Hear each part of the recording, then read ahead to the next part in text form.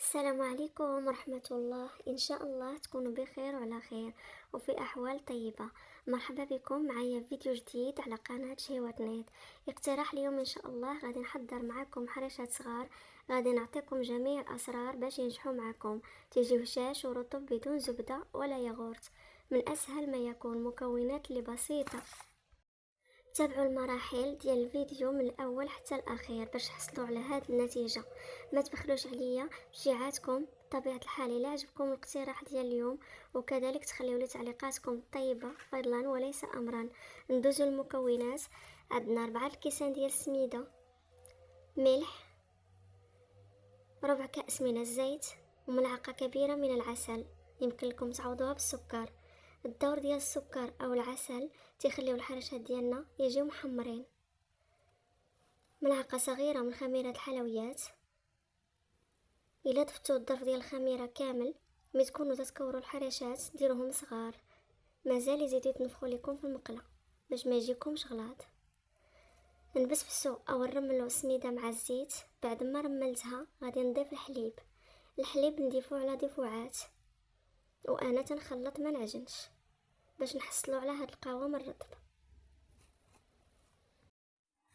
نخليوها ترتاح شويه حتى تشرب السميده الحليب. ندوزو نوجدو باش غادي نكرسو الحريشات. عندي زلافه صغيره ديال السميده، نديرو لها شويه ديال الزيت ونرملوها بيدينا على هذا الشكل. صافي هنايا خديت البنات واحد البلاطو فاش غادي نكور الحريشات ديالنا، وهنايا كناخد كميه هكا من الخليط وكنحاول انني نكورو على هذا الشكل. وما تخافوش نهائيا تلصق لكم العجينه، لان العجينه ما كتلصقش نهائيا في اليد. غادي ناخد اطار وغادي نبسط الكويرات ديالنا شويه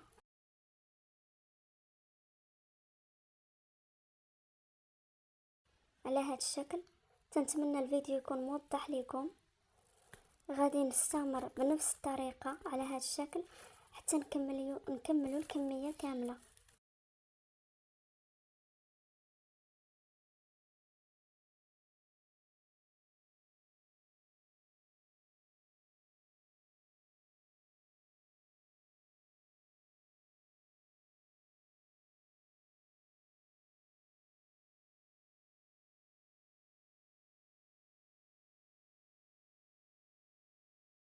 بعد ما كملت الكميه اللي عندي، خديت مقلاة ودهنتها بالزبده.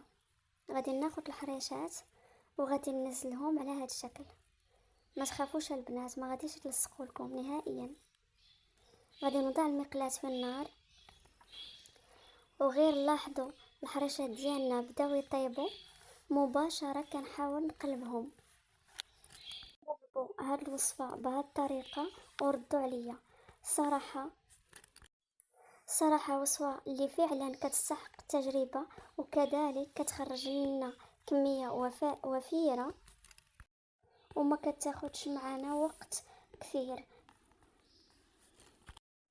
نحاول نقلب الحريشات ديالي على هذا الشكل، كيتقلبوا بكل سهوله.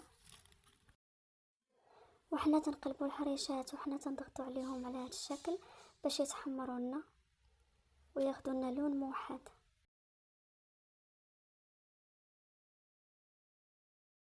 شوفوا ما شاء الله كي تيجيو.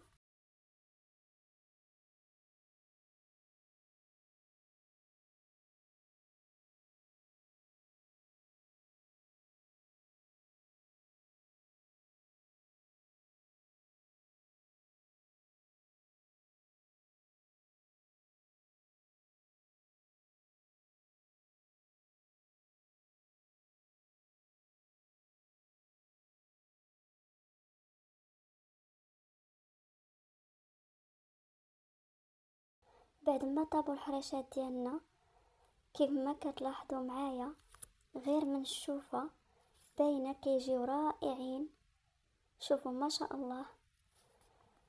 تنتمنى تجربوا الوصفه ديالي، تجي خطيره، غادي تنجح معكم من اول جريبه. غادي نقسم معكم حريشات، شوفوها كي جات. غادي نقدموها بالمربى او بزيت الزيتون. الفطور او الكوتي بكويس ديال اتاي تيجيو هشاش ورطب شهوة منهم. نتمنى الفيديو ينال اعجابكم، ونتلاقاو ان شاء الله في فيديو جديد. استودعكم الله الذي لا تضيع ودائعه.